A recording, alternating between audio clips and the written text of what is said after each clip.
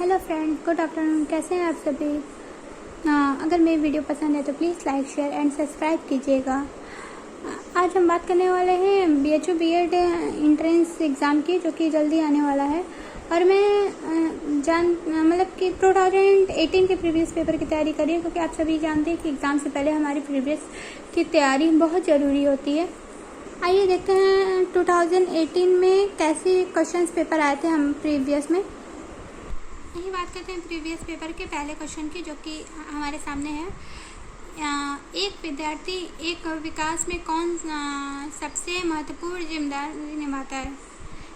जैसा कि आप प्रीवियस पेपर के क्वेश्चंस में देख रहे हैं कि एक विद्यार्थी के विकास में कौन सबसे महत्वपूर्ण जिम्मेदारी निभाता है, तो इसका 4 ऑप्शन दिया गया था, जिसमें कि मैंने सेलेक्ट करके पहले से रखा हुआ है।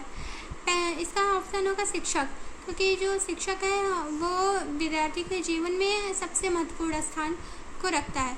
ऐसे ही आप देख रहे हैं कि दूसरा क्वेश्चन है कि शिक्षण क्षमता का क्या अर्थ है। तो जैसा कि आप सभी जानते हैं कि 4 ऑप्शन देते हैं, तो फिर मैंने भी इसमें फिर से सेलेक्ट करके रखा हुआ है। एक शिक्षक बनने की इच्छा ही मतलब कि शिक्षण क्षमता का अर्थ होता है। आप वहीं देख रहे हैं कि तीसरा क्वेश्चन दिया हुआ है, एक प्रभावी अध्यापक वह है जो कि हमें इसके आगे डालना है। तो विद्यार्थी को कैसे सिखाया जाए, इसके लिए प्रेरित करना ही एक प्रभावी अध्यापक का कार्य कहलाता है। चौथा क्वेश्चन वही आप सभी देख रहे हैं कि एक असंगठित परिवार का बच्चा सबसे अधिक कठिनाइयों का अनुभव कब करेगा? तो आंसर में आता है कि स्वतंत्रता पूर्वक अध्ययन में वो मतलब कि उसे कठिनाइयाँ होंगी। यही क्वेश्चन आता है 5वां कि शिक्षण का प्रमुख लक्ष्य क्या है? तो इसका आंसर होता है कि शिक्षण का प्रमुख लक्ष्य तार्किक शक्ति का विकास करना, चिंतन शक्ति का विकास करना होता है। छठा क्वेश्चन ये आपके सामने आता है कि एक अध्यापक केंद्रित प्रधान कक्षा में विद्यार्थी प्रायः बन जाता है। तो आंसर में आता है निष्क्रिय अधिगमकर्ता। 7वां क्वेश्चन यही आपके सामने आता है, भाषा सीखने की एक प्रभावशाली विधि है। तो इसमें भाषा सीखने के लिए प्रभावशाली विधि ये होगी कि पढ़ना, सुनना, लिखना और बोलना, यही बालकों की प्रभावशाली। ये आपके सामने क्वेश्चन आता है 6वां कि एक अध्यापक केंद्र प्रधान कक्षा में विद्यार्थी प्रायः बन जाते हैं, तो निष्क्रिय अधिगमकर्ता बन जाते हैं। 7वां क्वेश्चन ये आता है, भाषा सीखने की एक प्रभावशाली विधि है, तो पढ़ना, सुनना, लिखना और बोलना ही प्रभावशाली विधि कहलाती है। मूल्यों को सिखाया नहीं बल्कि ग्रहण किया जाता है, तो भावी नागरिकों में मूल्यों का विकास कैसा किया जा सकता है? तो निर्देशन और परामर्श के द्वारा। आपके सामने 9वां क्वेश्चन आता है, एक प्रश्न पत्र का निर्माण करते समय आप किन बातों का ध्यान देंगे? तो प्रश्नों के निर्माण पर हम लोग ध्यान देंगे। BHU B.Ed में 10वां प्रश्न पूछा था, एक प्रभावी अध्यापक वह है। तो इसका आंसर 4 ऑप्शन थे, जिसमें इसका आंसर होगा जो विद्यार्थियों को कैसे सिखाया जाए इसके लिए प्रेरित करता है। 11वां क्वेश्चन ये किया गया था कि 11वां प्रश्न आपके सामने पजल के रूप में है। जैसे कि कहा गया है कि यदि पीले को नीला कहा जाए, नीले को लाल कहा जाता है, लाल को गुलाबी कहा जाता है, गुलाबी को काला कहा जाता है तथा काले को नारंगी कहा जाता है, तो रक्त का रंग क्या होता है? तो जैसा कि इसमें आपने देखा है कि गुलाबी को काला कहा जाता है, काले को नारंगी कहा जाता है, तो इसमें रक्त का रंग पूछा गया, तो लाल को गुलाबी कहा जाता है। तो इसमें लाल को गुलाबी जो कहा जाता है, लाल क्योंकि रक्त का कलर तो लाल होता है, इसलिए लाल को गुलाबी कहा गया, तो इसका आंसर गुलाबी होगा। आपके सामने 12वां प्रश्न है कि एक निश्चित सांकेतिक भाषा में कैट को DDY लिखा जाता है, तो उसी सांकेतिक भाषा कोड में BIG को कैसे लिखा जाता है? इसका आंसर होगा CLL। 4 ऑप्शन दिए गए थे, जिसमें कि CLL एक ऑप्शन था, उसको से निशान लगाना था। 13वां क्वेश्चन ये किया गया था कि घड़ी का संबंध समय से होता है, तो थर्मामीटर का संबंध क्या होगा? तो ताप क्रम से होगा। तो गन बंदूक से रिलेटिव है, तो बुलेट गन गन जो है बुलेट से संबंधित है, तो चिमनी किससे होगा? धुआं से होगा। आपके सामने 15वां प्रश्न होता है, प्रश्नार्थक चिन्ह का मान बताइए। CZFXIVLTO दिया हुआ है, तो आगे क्या होगा? तो आगे डबल आर होगा। सही विकल्प बताना था, तो 1 में 3 जोड़ा तो 4 हुआ, 4 में 5 जोड़ा तो 9 हुआ। इसी प्रकार 1, 4, 9, 16, 25 दिया था, इसमें किसके आगे करेक्ट क्या था? 36 था। आगे क्वेश्चन लेते हैं। महामना मालवीय को किस वर्ष में भारत रत्न पुरस्कार दिया गया? 2016 में दिया गया। शिकागो व्याख्यान के लिए 125 वर्ष से कौन संबंधित है? मतलब कि स्वामी विवेकानंद जी संबंधित करते हैं। ऑपरेशन इंद्रधनुष किससे संबंधित होता है? तो ऑपरेशन इंद्रधनुष जो है वो टीकाकरण से संबंधित है। कौन सी परियोजना संगठन साक्षरता से संबंधित है? तो CLASS संबंधित है।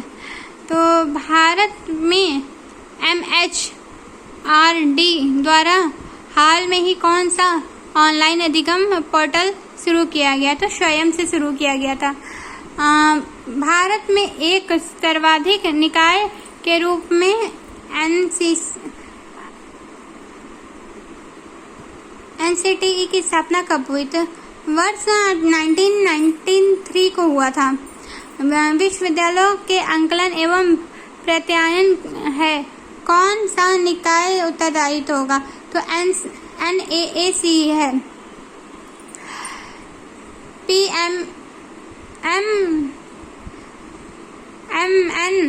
MNMTT की शुरुआत कब हुई थी? दिसंबर 2014 में हुई थी। तो मदन मोहन मालवीय प्रौद्योगिक विश्वविद्यालय कहाँ स्थित है? तो गोरखपुर में स्थित है। काशी हिंदू विश्वविद्यालय के प्रथम वाइस चांसलर कौन थे? तो सर सुंदर लाल जी थे। सेक्शन बी स्टार्ट हो जाता है, जिसे खंड बी लोग कहते हैं। इसमें पूछा गया था कि निम्नांकेषु कह नास्ति नाटककार, तुम आगे हैं। शिष्य पदे का प्रयत्न कब से होगा? चोर भयम इत्र का समास है, मतलब कि चोर भयम में कौन सा समास है? तो तत्पुरुष समास होगा। क्रीडाम इत्यस्य अनुवाद कुर्वत, हम खेलते हैं, इसका अर्थ होगा वयम क्रीडाम इत्यस्य अनुवाद में। होत्रधन होत्रिकाय इत्राय का संधि, तो दीर्घ संधि। हरिचरस रचनाकारक बाल्यभट्ट है, इसके शुद्ध वाक्यम लिखत रामा पठति। यहाँ पे 4 ऑप्शन दिया गया था, जिसमें रामा पठति ये शुद्ध वाक्य है। इकार वर्णाश्य उच्चारण स्थान वर्तते तालु। ई का अभिज्ञान शाकुंतलम के अंकार संति, तो सप्त है।